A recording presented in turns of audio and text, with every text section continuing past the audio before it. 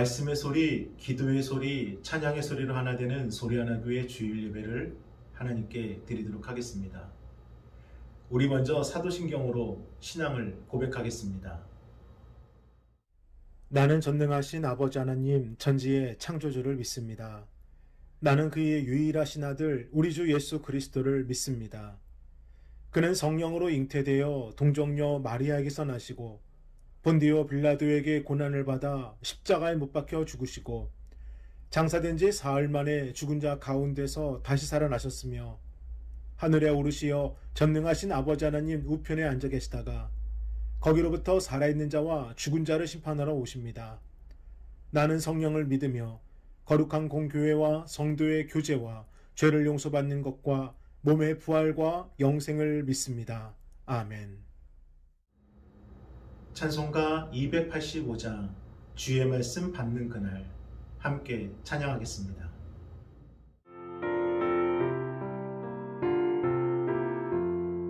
주의 말씀 받은 그날 참 기쁘고 복되도다. 이 기쁜 마음 못 이겨서 온 세상에 전하노라. 기쁜 날 주 나의 죄 다 씻은 날 늘 깨어서 기도하고 늘 기쁘게 살아가리. 기쁜 날 주 나의 죄 다 씻은 날 이 좋은 날 내 천한 몸 새 사람이 되었으니 이 몸과 마음 다 바쳐서 영광의 주를 섬기리. 기쁜 날 주 나의 죄 다 씻은 날 늘 깨어서 기도하고 늘 기쁘게 살아가리. 기쁜 날 주 나의 죄 다 씻은 날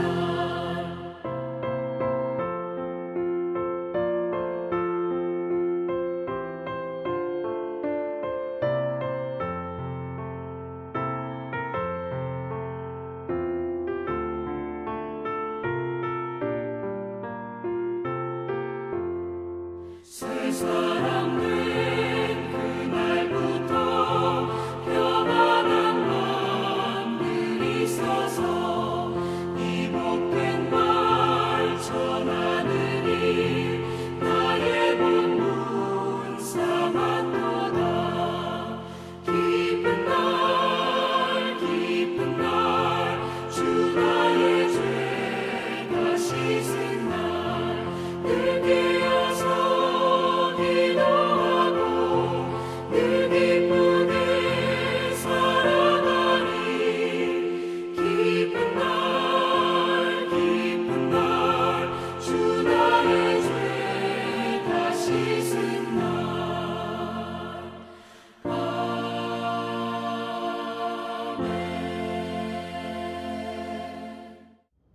오늘 함께 보실 하나님의 귀하고 복된 말씀은 로마서 4장 1절로 8절까지 말씀입니다. 우리 함께 합독하겠습니다. 그런즉 육신으로 우리 조상된 아브라함이 무엇을 얻었다 하리요. 만일 아브라함이 행위로서 의롭다 하심을 얻었으면 자랑할 것이 있으려니와 하나님 앞에서는 없느니라. 성경이 무엇을 말하느뇨? 아브라함이 하나님의 믿음에 이것이 저에게 의로 여기신 바 되었느니라. 일하는 자에게는 그 삭슬 은혜로 여기지 아니하고 빚으로 여기거니와 이를 아니할지라도 경건치 아니한 자를 의롭다 하시는 일을 믿는 자에게는 그의 믿음을 의로 여기시나니 일한 것이 없이 하나님께 의로 여기심을 받는 사람의 행복에 대하여 다윗의 말한 바 그 불법의 사하심을 받고 그 죄를 가리우심을 받는 자는 복이 있고 주께서 그 죄를 인정치 아니하실 사람은 복이 있도다 함과 같으니라. 우리의 뜻이 아무리 아름답고 우리의 신념이 아무리 고상하다 해도 그것이 어떤 토대 위에 서 있느냐에 따라 우리를 살리는 생명과 빛이 될 수 있고 생명과는 전혀 상관없는 사라지는 먼지가 될 수도 있습니다. 그래서 흔들리지 않고 변하지 않는 토대, 나를 살리는 생명이 되는 토대, 구원의 빛이 되는 토대 위에 우리의 뜻과 마음과 생각이 굳건히 서 있어야 합니다.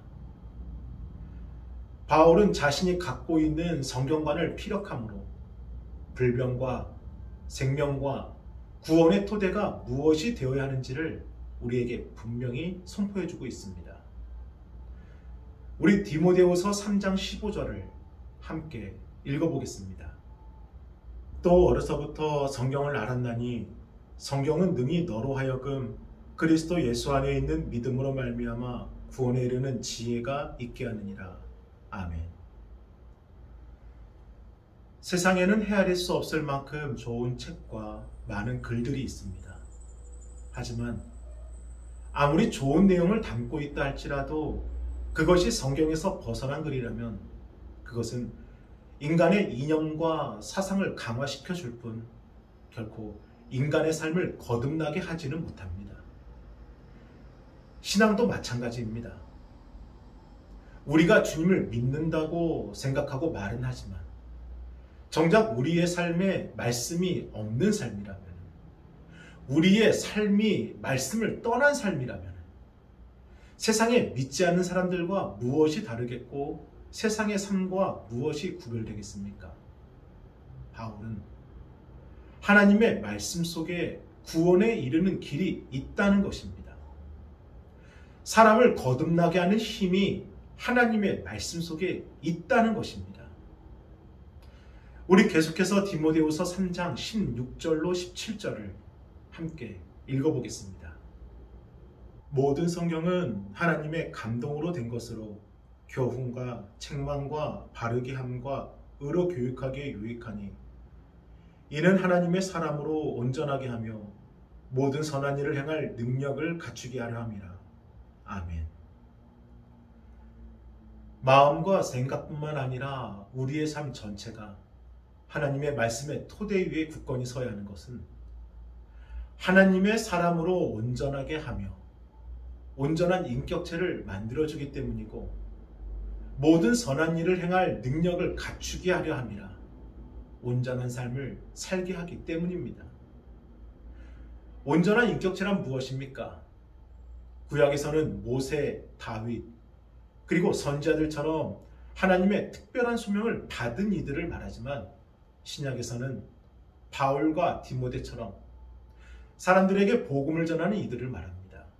즉 하나님의 택하심을 받아 하나님께 속하게 되고 하나님의 부르심을 따라 거룩한 사명을 감당하는 성도가 바로 온전한 인격체인데 그것을 가능하게 하는 그 토대가 무엇이라는 것입니까? 모든 성경은 바로 하나님의 말씀이라는 것입니다. 그럼 온전한 삶은 무엇입니까? 먼저는 하나님의 나라와 하나님의 의를 구하는 삶입니다. 그리고 하나님이 주신 그 직분과 사명을 감당하는 삶이고 그 삶의 자리에서 하나님께 모든 영광을 돌리는 삶이 바로 온전한 삶입니다. 그리고 온전한 삶을 가능하게 하는 그 토대 역시 모든 성경, 바로 하나님의 말씀이라는 것입니다. 사랑하는 여러분, 위드 코로나, 포스트 코로나, 불과 2년 전만 해도 상상조차 할 수 없었던 현실이 지금 우리들의 현실이고 세상은 그러한 현실에서 살아남기 위해 모든 수단과 방법을 동원하고 있습니다.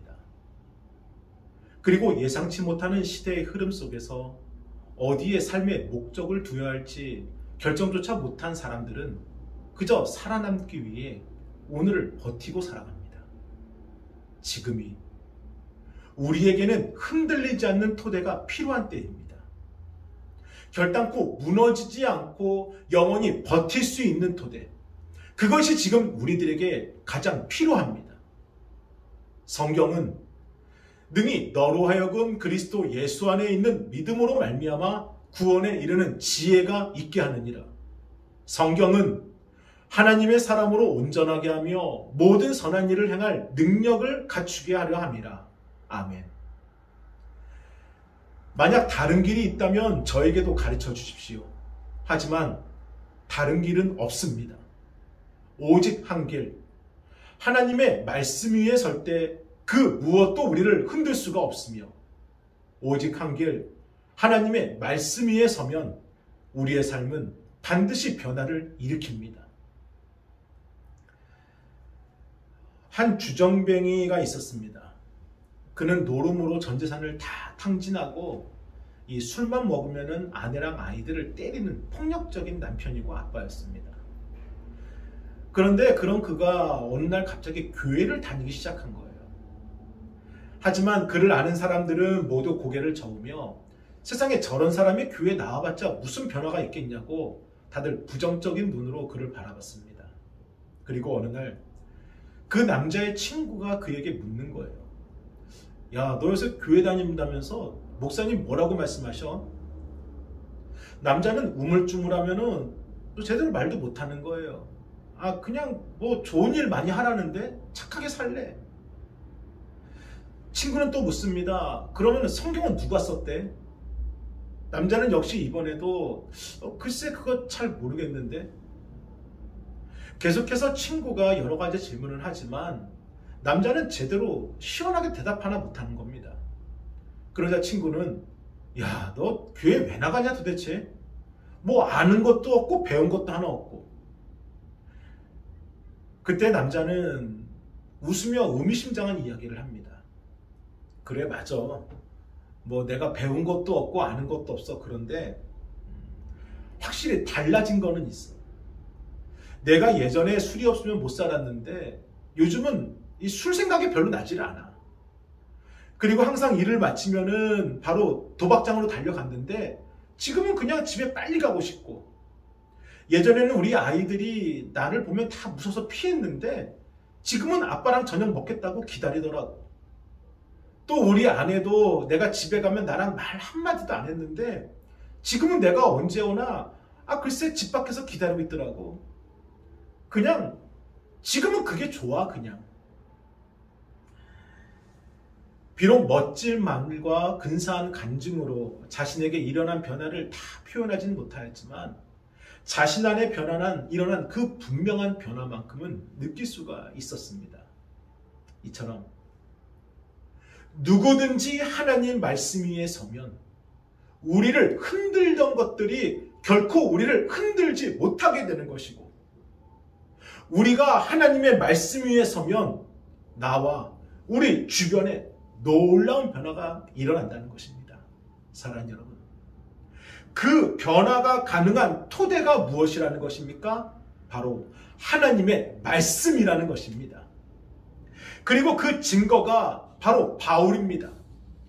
바울은 날마다 성경 속으로 되돌아갔을 뿐이고 말씀 위에다가 생각하고 말하고 판단하고 행동했을 뿐이고, 그저 자신이 의지하고 붙잡은 것은 사람의 능력과 세상의 힘이 아니라 그저 하나님의 말씀이었던 것인데, 하나님께서는 하나님의 말씀을 붙잡은 사울을 통해 이방세계 복음을 전하시고 당시 세계의 패권을 잡고 있던 로마를 엎으셨습니다.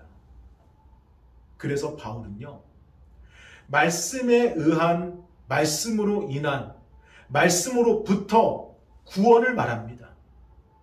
그리고 그것이 오늘 본문의 가르침이에요. 단지 말씀을 읽고 듣고 보는 것, 그것이 끝이 아니라 하나님의 말씀이 진실로 우리를 살릴 수 있는 힘과 길이 된다는 것을 오늘 우리에게 가르쳐주고 있습니다. 우리 오늘 본문 말씀 로마서 4장 1절과 2절 함께 읽어보겠습니다. 그런즉 육신으로 우리 조상인 아브라함이 무엇을 얻었다 하리요? 만일 아브라함이 행위로서 의롭다 하심을 받았으면 자랑할 것이 있으려니와 하나님 앞에서는 없느니라. 아멘. 아브라함, 그가 의롭다 칭함받을 수 있었던 것은 결코 그의 행위로 된 것이 아니므로 자랑할 것이 없다라는 말씀입니다. 그런데 여기서 우리가 오해하지 말아야 하는 것은 아브라함에게 선한 행위가 하나도 없었다는 것이 아닙니다. 또 예수 믿는 사람들에게 행위는 필요 없다는 말도 아닙니다.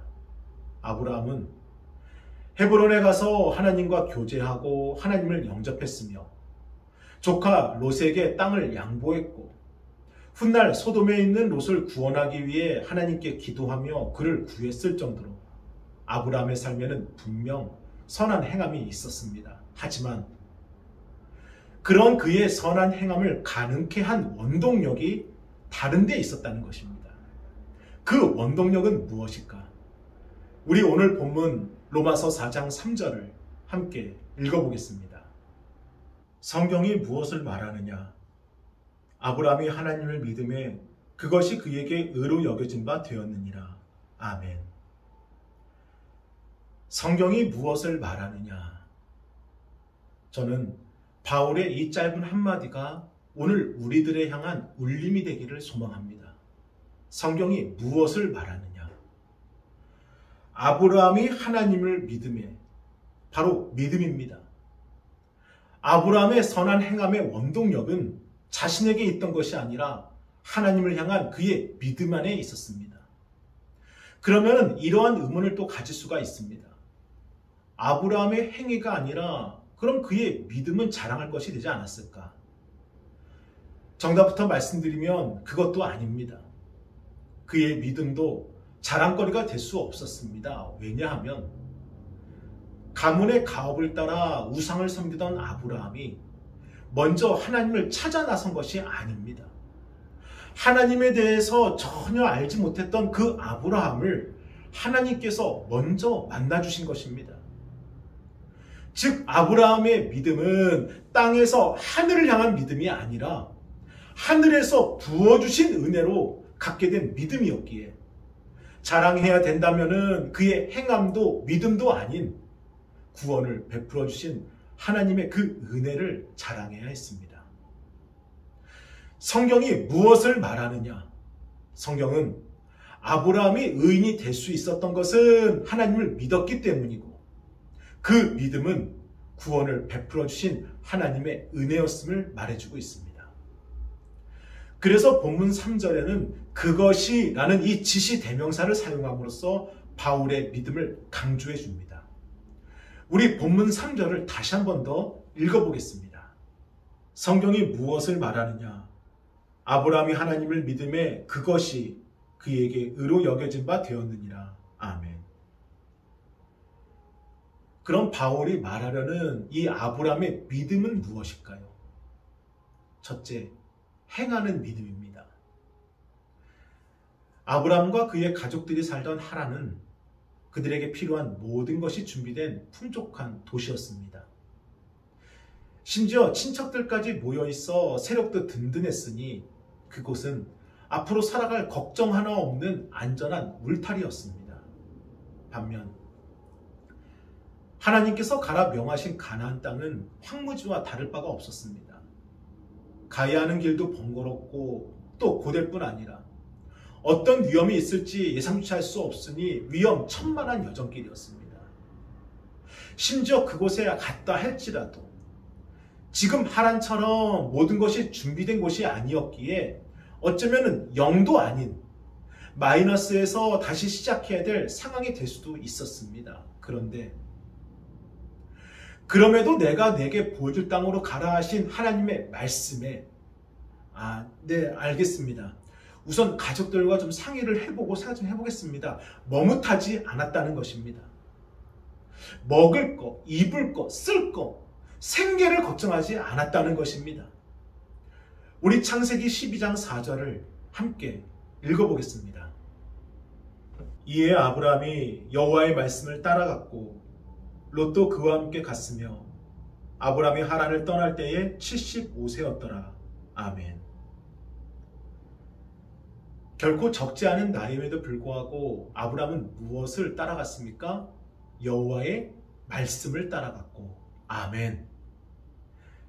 이처럼 아브라함이 자신의 삶을 내려놓고 하나님께서 명령하신 황무지로 떠날 수 있었던 것은 하나님을 믿었기 때문입니다.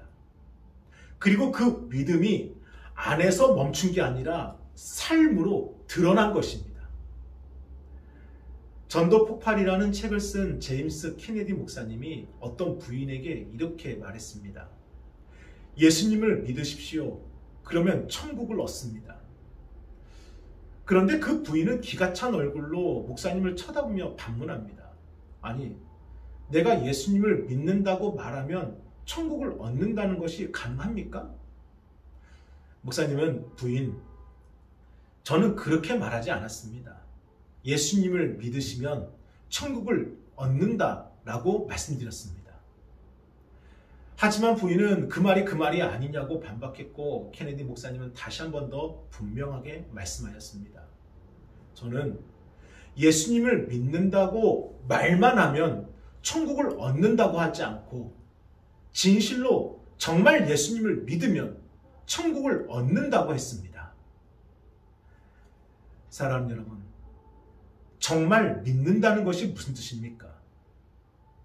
아브라함이 하란에서 가나안으로 자신의 삶의 방향을 바꾼 것처럼 우리의 삶의 방향을 멈추지 않고 정확하게 하나님께로 바꾸는 것, 이것이 바로 정말 예수 믿는 것입니다. 성경이 무엇을 말하느냐? 바로 이 행하는 믿음을 말하는 것입니다. 두 번째는 개별적인 믿음입니다.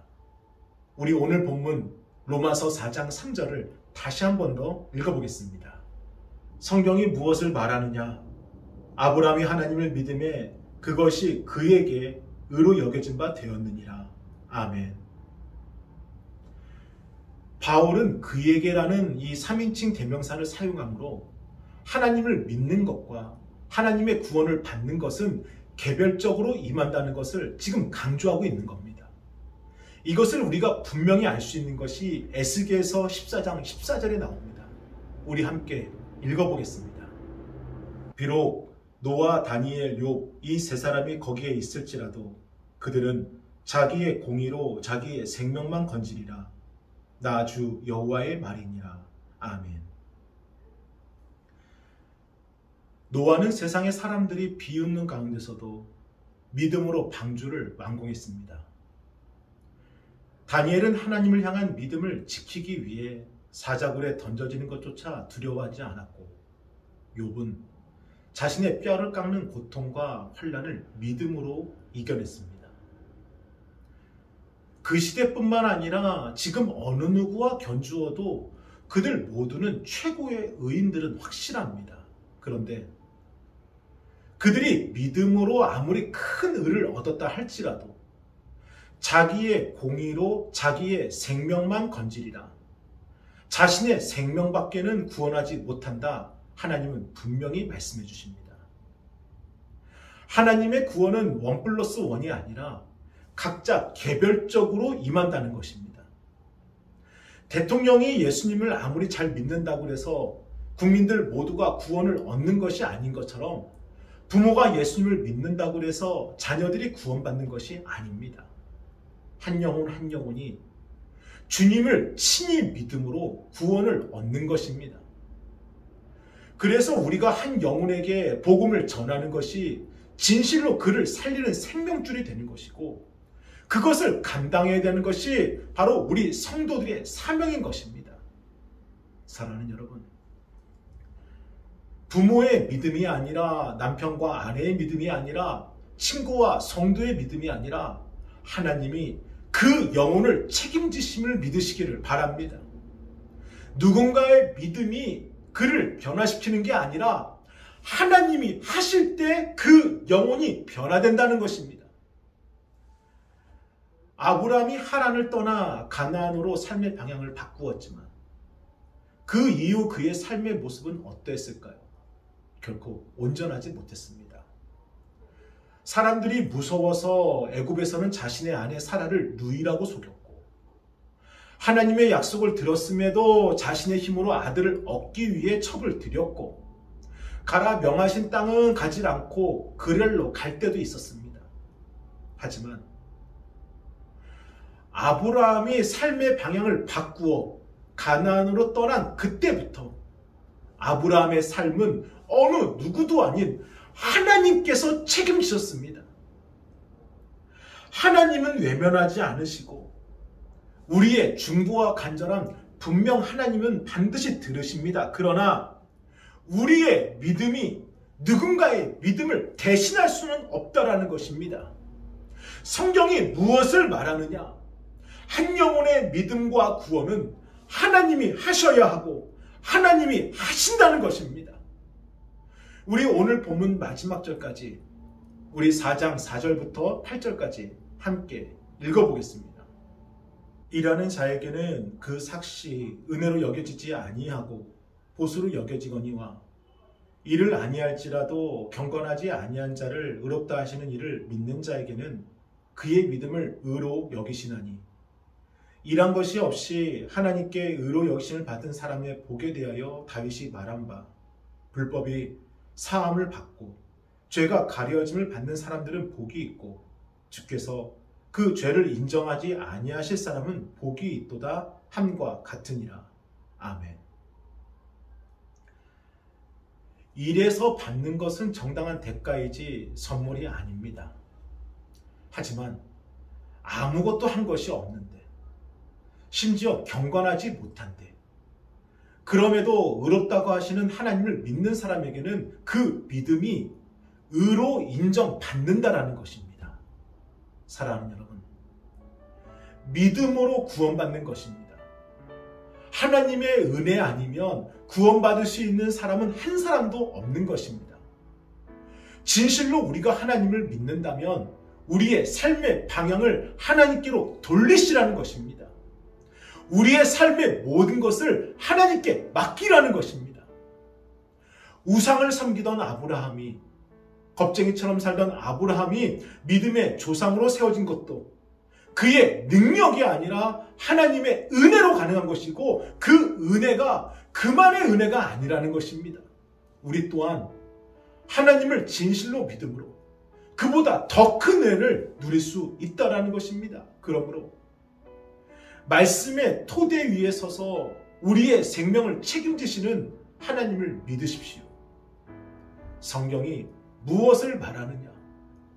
우리의 모든 죄를 도말해 주시고 우리에게 새 생명 채워주시는 하나님의 은혜로 말미암아 우리가 승리할 수 있다는 것입니다. 오늘도 그 결단의 은혜가 우리들의 삶 가운데 있기를 바랍니다. 하나님을 향해 내 삶의 방향을 정확하게 맞추시고 하나님과 함께 걸어가는 11월 한 달, 새로운 한 달 되기를 주님의 이름으로 축원합니다. 우리 함께 기도하겠습니다. 거룩하신 주여 감사합니다. 주님의 은혜로 살아가는 저희들의 하루하루의 삶이 누군가를 바라보는 것이 아니라 하나님을 전적으로 바라보게 만들어 주시고 우리들의 삶의 방향이 하나님께 정확하게 맞춰질 수 있도록 주여 하늘의 놀라운 은혜를 저희들에게 부어 주옵소서. 저희들에게 말씀하여 주시고 저희들의 삶이 하나님의 말씀 위에 설 수 있도록 힘 허락하여 주옵소서. 주님께 간절히 기도 올립니다. 주여 아버지.